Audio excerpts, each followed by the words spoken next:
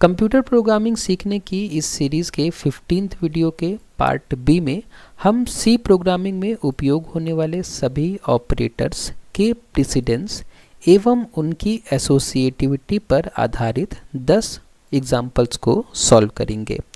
इस सीरीज़ के पिछले वीडियो में हमने समझा था कि सी प्रोग्रामिंग में उपयोग होने वाले सभी ऑपरेटर्स का कुछ प्रेसिडेंस एवं कुछ उनकी एसोसिएटिविटी होती है, ठीक है।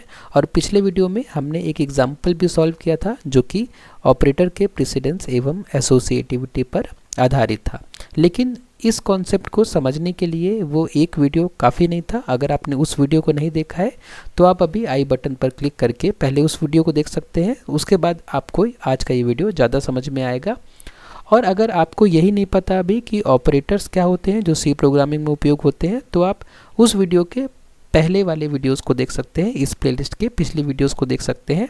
आपको पहले ऑपरेटर का कॉन्सेप्ट समझ में आना चाहिए, उसके बाद ऑपरेटर का प्रेसिडेंस एवं एसोसिएटिविटी क्या होती है ये समझ में आना चाहिए। उसके बाद ये जो 10 क्वेश्चन जो मैं आज सॉल्व करूँगा वो आपको बहुत ही आसानी से समझ में आएंगे, ठीक है।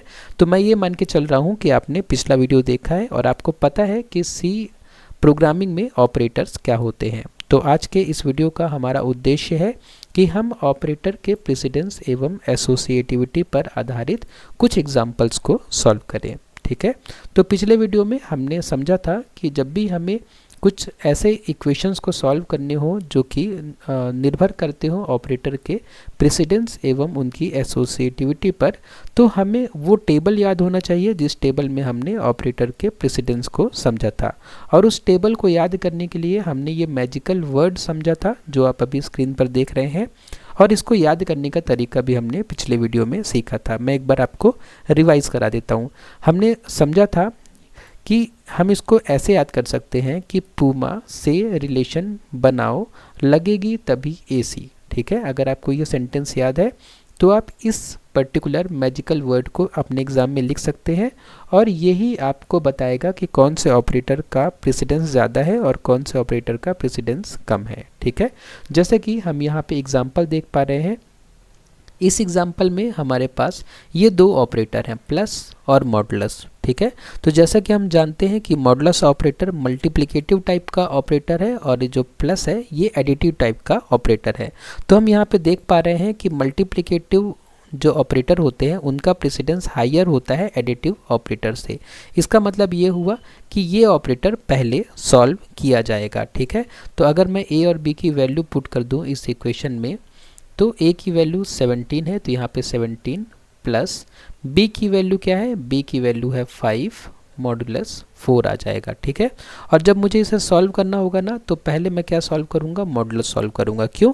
क्योंकि मल्टीप्लिकेटिव ऑपरेटर की एसोसिएटिविटी ज़्यादा होती है। तो जब मैं इसको सॉल्व करूँगा, इसको सॉल्व करना मतलब कि 5 को 4 से डिवाइड करना, तो 4 1 जा 4 और रिमाइंडर में कितना आ गया, 1 आ गया। तो ये 1 इसका आंसर हो जाएगा, मतलब 5 मॉडुलस 4 का, ठीक है। फिर यहाँ पे एक ही ऑपरेटर बचा प्लस ऑपरेटर, तो मैं इन दोनों को प्लस कर दूंगा और आंसर हमारा क्या आ जाएगा, 18 आंसर आ जाएगा। तो इसी तरीके से यहाँ पे भी आपको सॉल्व करके दिखाया गया है, ठीक है। तो आपको ये नोट्स बाकी मैं दे दूंगा, आप इस नोट से भी इसका आंसर वेरीफाई कर सकते हैं, ठीक है। तो इस तरीके से एग्जाम्पल 1 बहुत ही सरल था, एग्जाम्पल 1। उसके बाद एग्जाम्पल नंबर 2 को सॉल्व करने के लिए हमें इस एक्सप्रेशन को सॉल्व करना है। और जैसा कि हम देख पा रहे हैं कि इस एक्सप्रेशन में भी काफ़ी सारे ऑपरेटर्स का उपयोग किया गया है, जैसे प्लस, मल्टीप्लाई, माइनस, डिवाइड और मॉडुलस, ठीक है। तो हमें पता होना चाहिए कि इन ऑपरेटर का जो प्रेसिडेंस है वो क्या होता है। तो जैसे कि हम देख पा रहे हैं कि मॉडुलस, डिवाइड और मल्टीप्लिकेशन ये तीनों ही मल्टीप्लिकेटिव टाइप के ऑपरेटर हैं और जो प्लस और माइनस है वो एडिटिव टाइप के ऑपरेटर हैं, जैसे कि हमने पिछले वीडियो में समझा भी था इस बात को, ठीक है। और हमें पता है कि मल्टीप्लिकेटिव टाइप के ऑपरेटर का प्रेसिडेंस ज़्यादा होता है एडिटिव टाइप के ऑपरेटर से, ठीक है। तो अब देखिए यहाँ पे बात आती है एसोसिएटिविटी की। यहाँ पे देखिए, यहाँ पे हमारे पास मल्टीप्लाई भी है, डिवाइड भी है, मॉडुलस भी है, ठीक है। और इसकी प्रायोरिटी प्लस और माइनस से ज़्यादा है। तो हम पहले किसको सॉल्व करें, मल्टीप्लाई को, डिवाइड को या मॉडुलस को। तो हमने समझा था कि इस तरीके के सिचुएशन में हम इन ऑपरेटर की एसोसिएटिविटी को देखते हैं और इन ऑपरेटर की जो एसोसिएटिविटी होती है वो लेफ़्ट से राइट होती है, किन ऑपरेटर्स की, मल्टीप्लिकेटिव टाइप के ऑपरेटर की। तो इसका मतलब ये हुआ कि जो लेफ़्ट में सबसे पहले है उसको हम सॉल्व करेंगे, ठीक है। और उसको भी सॉल्व करने से पहले हमें ए और बी की वैल्यू पुट करनी पड़ेगी। तो यहाँ पे हम देख पा रहे हैं कि बी की वैल्यू 10 है, तो हम 10 रख लेते हैं, बी की वैल्यू 10, और ए की वैल्यू क्या है हम देख लेते हैं। यहाँ पे लिखा है मैंने ए की वैल्यू 5 है, ठीक है, ए की वैल्यू 5 है। तो मैं इसको वैल्यू को पुट कर लेता हूँ, उसके बाद में हम इसको सॉल्व करते हैं, ठीक है। अभी देखिए मैं इजी क्वेश्चन सॉल्व कर रहा हूँ, इसके बाद में एक और वीडियो बनाऊंगा जिसमें क्वेश्चंस का लेवल थोड़ा हार्ड होगा, ठीक है। इसीलिए आप इन क्वेश्चंस को थोड़ा ध्यान से सॉल्व करिए ताकि नेक्स्ट वीडियो में जो क्वेश्चन आपको बताऊँगा वो आपको ज़्यादा डिफिकल्ट ना लगे, ठीक है। तो इसको हम सॉल्व करने के लिए सबसे पहले मैं मल्टीप्लाई करूँगा तो ये 20 हो जाएगा, ठीक है। उसके बाद में मैं डिवाइड करूँगा तो 8 और 4 को डिवाइड करूँगा तो 2 आएगा, फिर मॉडुलस 3 है यहाँ पे, ठीक है। उसके बाद अभी भी मॉडुलस है तो पहले हम मॉडुलस को सॉल्व करेंगे, इसको मैं ऐसे लिख दूंगा। तो 2 मॉडुलस 3 क्या होगा, 2 मॉडुलस 3 जब हम सॉल्व करेंगे तो 0 टाइम्स में जाएगा, रिमाइंडर क्या बचेगा, 2 ही बचेगा। तो 2 यहाँ पे मैं लिख दूंगा, ठीक है। उसके बाद हमारे पास प्लस और माइनस बचा है, दोनों की प्रायोरिटी सेम होती है, दोनों की प्रायोरिटी सेम होती है, दोनों का प्रेसिडेंस सेम होता है। तो हम पहले किसको सॉल्व करेंगे, पहले हम लेफ़्ट वाले को सॉल्व करेंगे, क्योंकि जो एडिटिव टाइप के ऑपरेटर्स होते हैं उनकी एसोसिएटिविटी क्या होती है, लेफ़्ट से राइट होती है, ठीक है, लेफ़्ट से राइट होती है। तो पहले लेफ़्ट वाले को सॉल्व करेंगे तो 25 आ जाएगा -2 और उसके बाद में आंसर आ जाएगा 23, ठीक है। इस तरीके से हम इस एग्जाम्पल को सॉल्व कर सकते हैं और अपना आंसर हम वेरीफाई कर सकते हैं, 23 यहाँ पे है, ठीक है। आप भी खुद से जब सॉल्व करेंगे तब आपको चीज़ें ज़्यादा समझ में आएंगी।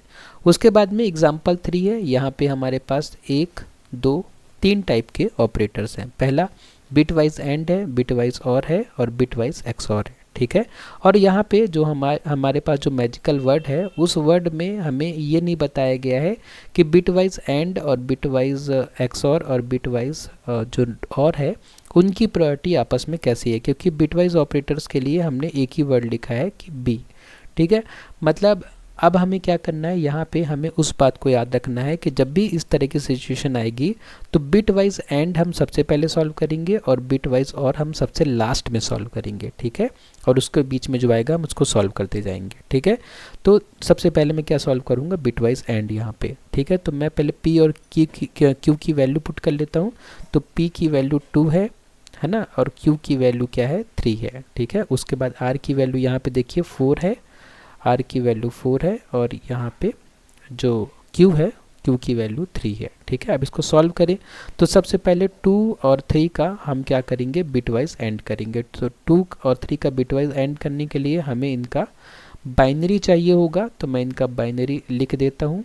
और उसके बाद में जब हम इनका बिटवाइज एंड करेंगे तो ये कुछ इस तरीके से आंसर आएगा, जो कि ये जब डेसिमल में बदलेंगे तो ये 2 है, ठीक है। तो ये 2 है, ओके। उसके बाद हम बिटवाइज और लिखेंगे और उसके बाद में क्या करेंगे, हम 4 और 3 का क्या करेंगे, बिटवाइज एक्सऑर करेंगे। तो 4 को मैं बाइनरी में लिख लेता हूँ, तो 4 को हम बाइनरी में ऐसे लिख सकते हैं और 3 को हम बाइनरी में ऐसे लिख सकते हैं। और जब हम बिटवाइज एक्सऑर करेंगे दोनों का ना, तो बिटवाइज एक्सऑर में क्या होता है कि जब बिट्स डिफरेंट होते हैं तो 1 आता है, डिफरेंट बिट में 1 आता है, डिफरेंट बिट में 1 आता है और सेम बिट में 0 आता है। तो ये क्या है, 7 आ गया, है ना। तो इसका आउटपुट क्या आएगा, 7 आएगा, ओके। अब 2 और 7 का हमें क्या करना है, बिटवाइज और करना है। 2 और 7 का क्या करना है, बिटवाइज और करना है। जब हम बिटवाइज और करेंगे 2 और 7 का तो क्या आ जाएगा, ये हम लिख देंगे 2 और ये लिख देंगे हम 7, ठीक है। जब और करूँगा तो 0 1 का 1, 1 1 का 1, 0 1 का 1 और ये 0, ठीक है। कितना आ गया, 7 आ गया, ठीक है। देखिए मैं बाइनरी टू डेसिमल और डेसिमल टू बाइनरी कन्वर्जन जल्दी कर रहा हूँ, ठीक है, क्योंकि अगर मैं इनको ही बताने जाऊँगा तो वीडियो बहुत बड़ा हो जाएगा। और मैंने इन सब कॉन्सेप्ट्स की चर्चा पहले भी बहुत बार करी है। आप जब ये प्लेलिस्ट देखेंगे और जब मेरी उस प्लेलिस्ट को देखेंगे जिसमें मैंने 500 सी प्रोग्राम बनाने का सोचा है, अभी 50 प्रोग्राम ही बने हैं, तो उस प्लेलिस्ट में भी मैंने इन सभी चीज़ों को बहुत ज़्यादा डिटेल में बताया है। तो अगर आपको समझ में आ रहा है तो बहुत अच्छी बात है, और नहीं आ रहा है तो आप उस प्लेलिस्ट को धीरे धीरे पढ़ के इन सारे कॉन्सेप्ट्स को बहुत आसानी से समझ पाएंगे, ठीक है। लेकिन फिर भी अगर कोई डाउट आता है ना तो आप मुझे कमेंट बॉक्स में बताइए, मैं आपके डाउट को सॉल्व करने की पूरी कोशिश करूँगा, ठीक है। तो इस तरीके से इस पर्टिकुलर जो प्रॉब्लम का आंसर आएगा वो 7 आएगा, ठीक है। यहाँ पे ये 7, ओके। इजी क्वेश्चन था। अब क्वेश्चन नंबर 4 की तरफ आगे बढ़ते हैं। ये और भी ज़्यादा इजी क्वेश्चन है क्योंकि यहाँ पे कॉमा ऑपरेटर का उपयोग किया गया है। कॉमा ऑपरेटर बहुत ही इंटरेस्टिंग ऑपरेटर है। जब भी कॉमा ऑपरेटर आपको दिखे ना तो आप खुश हो जाइए, ज़्यादा कुछ नहीं करना है। कॉमा ऑपरेटर जब भी लगा रहे तो आप बस लेफ़्ट टू राइट सॉल्व करना स्टार्ट कीजिए, ठीक है। और जो राइट मोस्ट कोमा के बाद जो भी एक्सप्रेशन होगा उसका जो रिजल्ट होगा वो आप रिटर्न कर दीजिए, ठीक है। तो यहाँ पे 5 + 3 है तो यहाँ 5 + 3 8 आ जाएगा, और 10 × 2 है तो ये क्या आ जाएगा 20 आ जाएगा। तो इस 20 को आप रिटर्न कर दीजिए, किसको, सी को। तो सी की वैल्यू क्या आ जाएगी 20 आ जाएगी। और आप देख पा रहे हैं कि ये जो है सी के आगे असाइनमेंट ऑपरेटर लगा है, यहाँ भी असाइनमेंट ऑपरेटर, यहाँ भी असाइनमेंट ऑपरेटर, ठीक है। 3 बार असाइनमेंट ऑपरेटर है। और हमने देखा था कि जो असाइनमेंट ऑपरेटर होता है उसकी एसोसिएटिविटी राइट टू लेफ़्ट होती है, ठीक है। इसका मतलब कि राइट वाला असाइनमेंट ऑपरेटर सबसे पहले सॉल्व होगा, उसके बाद हम लेफ़्ट की तरफ आगे बढ़ेंगे। तो यहाँ से 20 रिटर्न हुआ, 20 कहाँ जाएगा सी में, और ये 20 फिर जाएगा कहाँ पे, 20 असाइन हो जाएगा किसको, बी को, और फिर यही 20 असाइन हो जाएगा ए को। तो इस तरीके से ए, बी और सी तीनों की वैल्यू क्या आ जाएगी 20 आ जाएगी, ठीक है। तो बहुत ही ईजी क्वेश्चन था, हम इस तरीके से इसको सॉल्व कर सकते हैं, ओके। उसके बाद में क्वेश्चन नंबर 5 है। क्वेश्चन नंबर 5 थोड़ा सा ट्रिकी है ना, इसको थोड़ा ध्यान से देखिएगा। अगर आप इस प्रॉब्लम को समझ गए तो आने वाले प्रॉब्लम आपके लिए बहुत ज़्यादा आसान हो जाएंगे, ठीक है। अब यहाँ पे देखिए, यहाँ पे कौन कौन से ऑपरेटर लगे हैं। तो सबसे पहले देखिए यहाँ पे ब्रैकेट लगा हुआ है, तो इसको तो हमें सबसे पहले सॉल्व करना है। उसके बाद ये है हमारा मल्टीप्लिकेटिव ऑपरेटर, उसके बाद ये रिलेशनल ऑपरेटर, उसके बाद ये लॉजिकल ऑपरेटर, उसके बाद यहाँ पे मल्टीप्लिकेटिव ऑपरेटर, उसके बाद ये रिलेशनल ऑपरेटर, और उसके बाद ये जो देख रहे हैं आप ना, ये इसको हम बोलते हैं, ये जो यहाँ पे लिखा हुआ है ना, इसको हम बोलते हैं टर्नरी ऑपरेटर, ठीक है, टर्नरी ऑपरेटर। तो टर्नरी ऑपरेटर की प्रायोरिटी काफ़ी लास्ट होती है, तो हमें इसे लास्ट में सॉल्व करना है, ठीक है। आप इसकी चिंता अभी मत करिए। हमने देखा था प्रायोरिटी टेबल में, प्रेसिडेंस टेबल में हमने देखा था कि टर्नरी ऑपरेटर की प्रायोरिटी लगभग लास्ट में थी। तो पहले हमें इन सबको सॉल्व कर लेना है, उसके बाद में लास्ट में इसको सॉल्व करना है, ठीक है। तो चलिए सॉल्व करना शुरू करते हैं। और सबसे पहले 3 + 5 8 हो जाएगा, ठीक है। फिर मैं लिख दूंगा मल्टीप्लाई 2 < 20, फिर ये लॉजिकल एंड, फिर 10 / 2।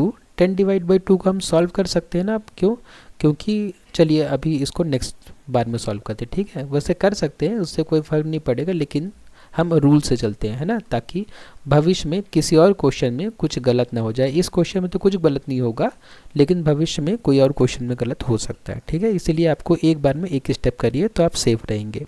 उसके बाद में हमारे पास देखिए मल्टीप्लाई है अभी और डिवाइड है, ठीक है। इनकी प्रायोरिटी इन सब से ज़्यादा है, किसकी, मल्टीप्लाई और डिवाइड की। तो हम पहले मल्टीप्लाई करते हैं फिर डिवाइड करते हैं, ठीक है, क्योंकि इसकी एसोसिएटिविटी लेफ्ट से राइट होती है। तो हमने मल्टीप्लाई किया तो 16 आया, < 20, ठीक है।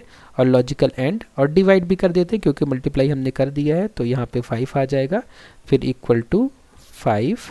फिर ये जो है टर्नरी ऑपरेटर लिखा हुआ है ना, जैसे कि मैंने आपको बताया। अभी मैं आपको बताऊंगा टर्नरी ऑपरेटर किस तरीके से काम करता है शॉर्ट में, ठीक है, क्योंकि मैंने इसके लिए भी वीडियो बनाए हैं काफ़ी सारे। अब देखिए हमारे पास क्या बचे, यहाँ पे देखिए ये है रिलेशनल ऑपरेटर, यहाँ पे ये है लॉजिकल ऑपरेटर, और यहाँ पे है रिलेशनल ऑपरेटर, और ये है हमारा क्या है, ये है टर्नरी ऑपरेटर, टर्नरी। तो अब देख लेते हैं जो हमारा मैजिकल वर्ड था कि रिलेशनल, लॉजिकल और टर्नरी में किसको हम पहले सॉल्व करेंगे। देखिए रिलेशनल, ये रिलेशनल, लॉजिकल और टर्नरी, इसका मतलब कि पहले रिलेशनल ऑपरेटर को सॉल्व करना है, फिर लॉजिकल को, फिर टर्नरी को, ठीक है। तो हम पहले रिलेशनल ऑपरेटर को सॉल्व कर लेते हैं, है ना। तो रिलेशनल ऑपरेटर देखते हैं यहाँ पे, ये देखिए 16 जो है < 20, तो ये स्टेटमेंट सही है गलत है, तो ये स्टेटमेंट सही है, ठीक है। फिर ये लॉजिकल ऑपरेटर है, और फिर देखिए एक और रिलेशनल ऑपरेटर यहाँ पे ये लगा हुआ है, ठीक है। ये भी रिलेशनल ऑपरेटर है, दो नंबर्स के बीच का रिलेशन बता रहा है, और रिलेशन क्या है कि 5 जो है बराबर है 5 के, तो ये स्टेटमेंट भी सही है, तो 1 लिख देंगे, है ना। उसके बाद क्वेश्चन मार्क, उसके बाद में 100, उसके बाद में 200, ठीक है। ये क्या है हमारा, ये टर्नरी ऑपरेटर है, ठीक है। और ये है हमारा लॉजिकल ऑपरेटर, और ये है हमारा, ठीक है, एक ऑपरेंड।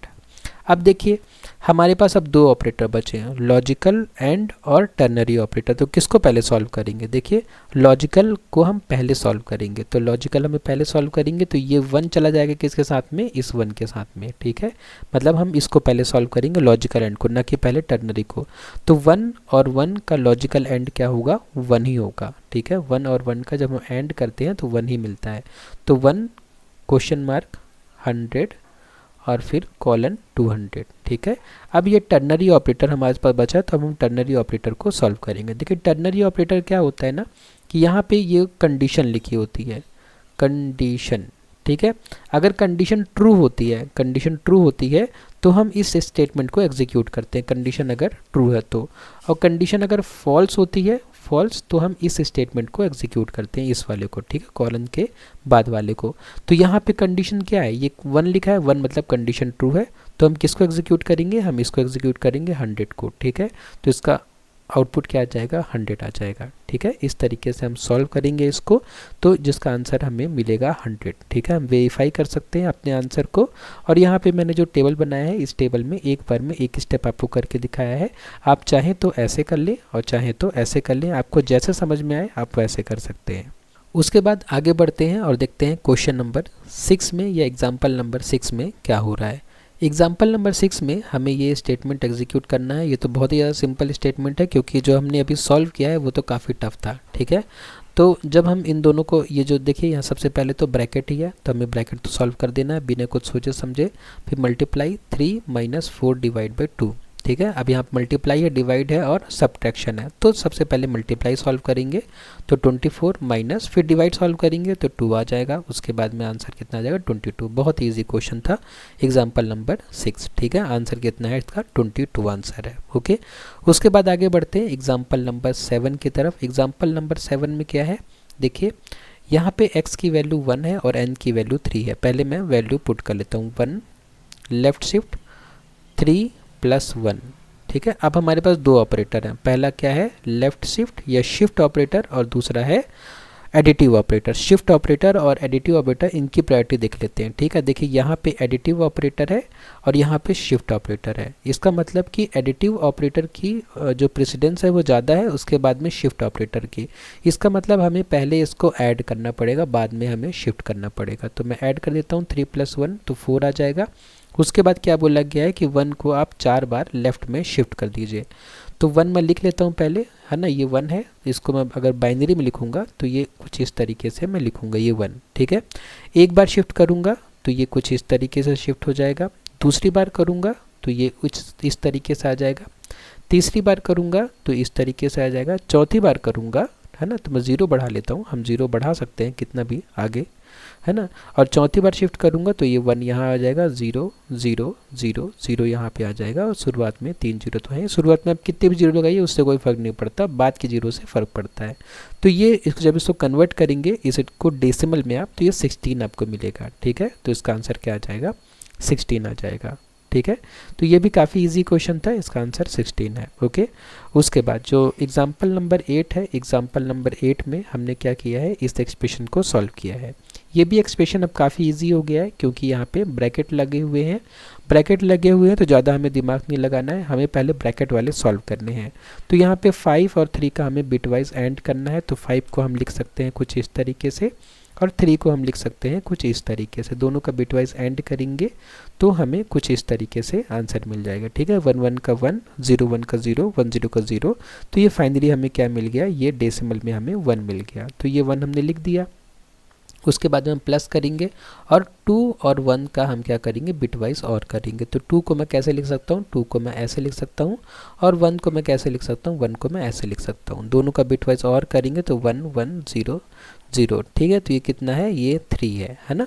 तो यहाँ पे क्या आ जाएगा? 3 आ जाएगा और बिटवाइज XOR और 4, ठीक है। अब हमारे पास दो ऑपरेटर हैं, एडिटिव और बिटवाइज ऑपरेटर। तो अब देख लेते हैं एडिटिव और बिटवाइज ऑपरेटर में पहले हम किसको सॉल्व करेंगे।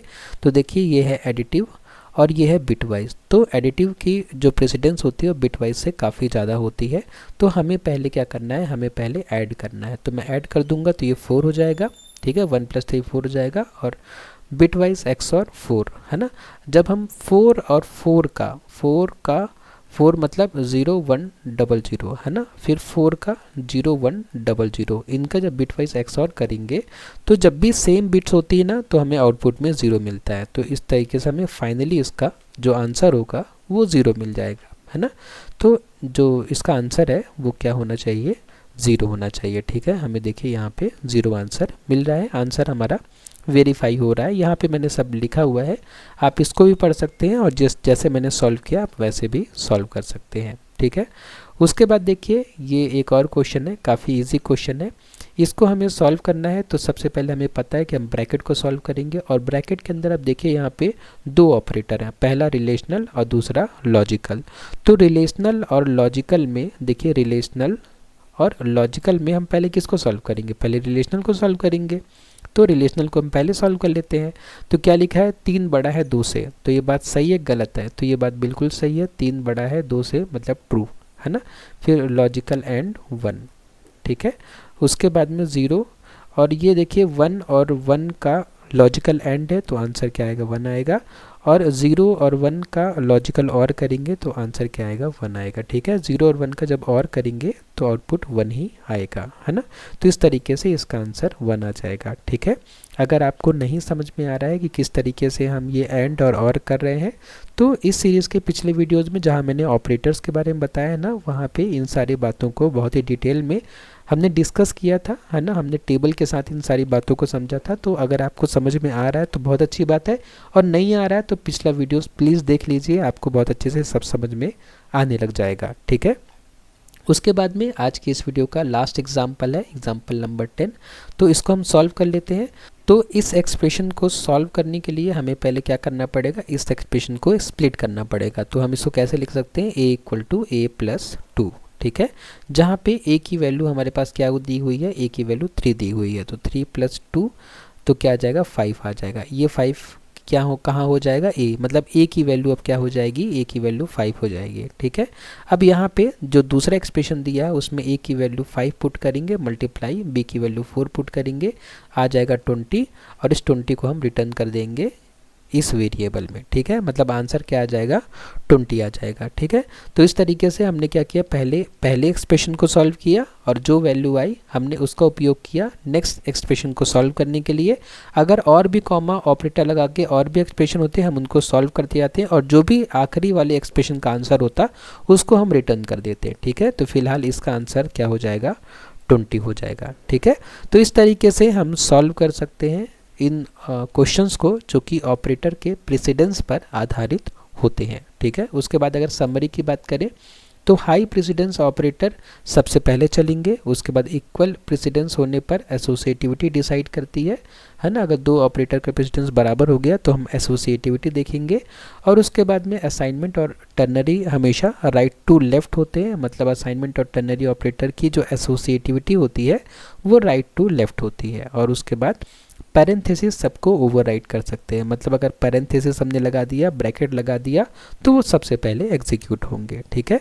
तो आज के इस वीडियो में बस इतना ही। अगर आपको वीडियो पसंद आया तो वीडियो को लाइक कर सकते हैं, शेयर कर सकते हैं और सब्सक्राइब कर सकते हैं मेरे यूट्यूब चैनल को। आप यहाँ पे क्लिक करेंगे तो आप मेरे यूट्यूब चैनल पे पहुँच जाएंगे। आप इंस्टाग्राम में मुझे फॉलो कर सकते हैं, यहाँ पे क्लिक करके आप पहुँच सकते हैं इंस्टाग्राम में, और उसके बाद में यहाँ पे क्लिक करके आप पहुँच सकते हैं उस गूगल ड्राइव में जहाँ पे मैंने ये सारी नोट्स को आपके साथ शेयर किया है। और उसके बाद में ये कुछ प्लेलिस्ट के लिंक्स हैं जिनको आप देख सकते हैं अगर आपके कोर्स में ये सारी चीज़ें हो तो, ठीक है। तो आपने वीडियो को लास्ट तक देखा उसके लिए आपका बहुत बहुत धन्यवाद।